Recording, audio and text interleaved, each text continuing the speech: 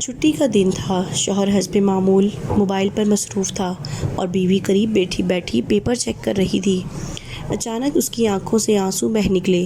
کیا ہوا؟ کیوں رو رہی ہو؟ شوہر نے گھبرا کر پوچھا۔ میں نے آج اپنی کلاس میں بچوں کو ماہانہ ٹیسٹ میں لفظ کاش کے تحت ایک مضمون لکھنے کو دیا تھا۔ بچوں نے مختلف عنوانات پر لکھا ہے۔ کسی نے کاش میں قلم ہوتا پر لکھا ہے، کسی نے لکھا کہ کاش میں کتاب ہوتا وغیرہ کے عنوان پر، لیکن ایک بچے کے مضمون نے مجھے افسردہ کر دیا اور میں اپنے آنسوؤں پر قابو نہ رکھ سکی۔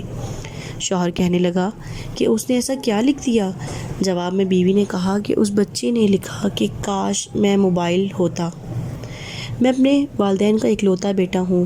اب ہونا تو یہ چاہیے تھا کہ وہ مجھ پر خصوصی توجہ دیتے، میری بات سنتے، میرے مسائل کو سمجھتے اور ان کو حل کرتے، مگر ایسا نہیں ہے۔ اب تو میں ان کی رہی صحیح توجہ سے بھی محروم ہوتا جا رہا ہوں۔ ابو ایک فرم میں ایک اہم عہدے پر ہیں اور گھر پر آتے ہیں تو موبائل فون میں مصروف ہو جاتے ہیں۔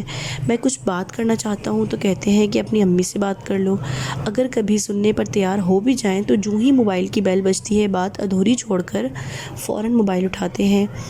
اس طرح امی بھی موبائل میں مصروف رہتی ہیں۔ کاش میں موبائل ہوتا تو کم از کم اپنے امی ابو کے لیے اہم تو ہوتا۔ ان کے پاس میرے لیے وقت ہی نہیں ہوتا۔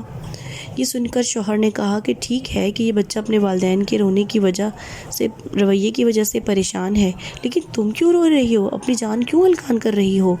بیوی تڑپ کر بولی کہ یہ سب کچھ کسی اور نے نہیں، ہمارے اکلوتے بیٹے نے لکھا ہے۔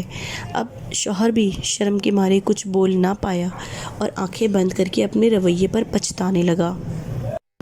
معزز سامعین، اس دنیا میں ہر شخص کسی نہ کسی حوالے سے مصروف ہے، لیکن بارہا ایسا ہوتا ہے کہ ایک مصروفیت کی وجہ سے دوسرا اہم کام کرنے سے رہ جاتا ہے، لیکن جیسا کہ اس فرضی حکایت میں بیان کیا گیا ہے، اسی طرح بیٹا کمانے میں اتنا مصروف ہو جاتا ہے کہ بوڑھے والدین کے پاس تھوڑی دیر بیٹھنے کے لیے بھی ان کے پاس ٹائم نہیں ہوتا۔ بیوی گھر اور بچوں میں اتنی مصروف ہو جاتی ہے کہ سکون سے بیٹھ کر شوہر کی بات سننے کے لیے ان کے پاس وقت نہیں ہوتا۔ اپنی اپنی مصروفیات کی وجہ سے پڑوسی اتنا قریب ہوتے ہوئے بھی ایک دوسرے کے دکھ سکھ میں شریک نہیں ہو پاتے۔ گھر کا مالک اتنا مصروف ہوتا ہے کہ اس کے پاس دن رات ڈیوٹی کرنے والے گھر کے چوکیدار کی طرف مسکرا کر دیکھنے کا وقت نہیں ہوتا۔ بعضوں کی دفتری مصروفیت اتنی ہوتی ہے کہ وہ دفتر کا کام گھر پر بھی لے آتے ہیں، جس کے نتیجے میں گھریلو زندگی نارمل نہیں رہتی۔ باپ دولت کمانے میں اتنا مصروف ہو جاتا ہے کہ اسے خبر ہی نہیں ہوتی کہ اس کی اولاد کیسی صحبت میں اٹھتی بیٹھتی ہے، اس کے اخلاق بگڑ رہے ہیں یا سنور رہے ہیں۔ بعض اپنے دوستوں کے ساتھ ایسے مصروف ہو جاتے ہیں کہ قریبی رشتہ داروں بلکہ سگے بہن بھائیوں کو بھی وقت نہیں دے پاتے۔ بعض لوگ مختلف کاموں میں ایسے مصروف ہو جاتے ہیں کہ اہم ترین کام بلکہ فرض نمازوں تک بھی ادا کرنے سے محروم رہتے ہیں۔ الغرض خلاصہ یہی ہے کہ مصروفیات کی بھرمار میں ہمیں سوچنے کی فرصت ہی نہیں رہتی کہ ہم کس کس کو نظر انداز کر رہے ہیں۔ بارہا ایسا بھی ہوتا ہے کہ جس مصروفیت کو ہم بہت اہم سمجھ رہے ہوتے ہیں وہ حقیقتاً اہم نہیں ہوتی، بلکہ کم اہم یا بیکار ہوتی ہے۔ اس بات کو ایک حکایت سے سمجھتے ہیں۔ مشہور ہے کہ خلیفہ ہارون الرشید کے دربار میں ایک شخص پیش ہوا اور اپنے کمالات دکھانے کی اجازت چاہی۔ اجازت ملنے پر اس نے زمین پر ایک سوئی کھڑی کی اور خود کچھ فاصلے پر جا کر ایک اور سوئی کے نشانے لے کر پھینکی۔